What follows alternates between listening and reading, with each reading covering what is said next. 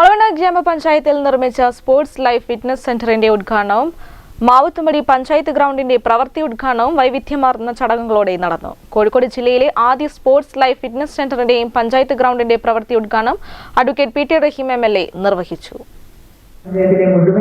എല്ലാ ഉപകരണങ്ങളും ഒരേ നിലയിൽ സജ്ജീകരിച്ച സംസ്ഥാനത്തെ ആദ്യ ഫിറ്റ്നസ് സെന്ററാണ് ഒളവണ്ണ പഞ്ചായത്തിലെ പന്തീരങ്കാവിൽ ആരംഭിച്ചത്.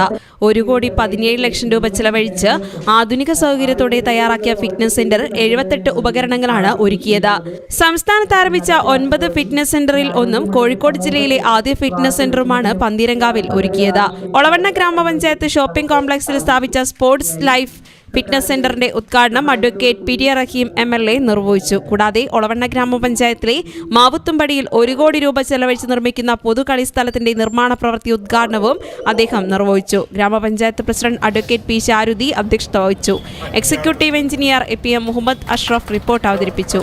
Vice president N Jayaprashanth, Kozhikode block panchayat standing committee ചെയർമാൻമാരായ രവി പറശ്ശേരി, റംല പുത്തലത്ത് തുടങ്ങിയവർ സംസാരിച്ചു. News bureau, Kozhikode.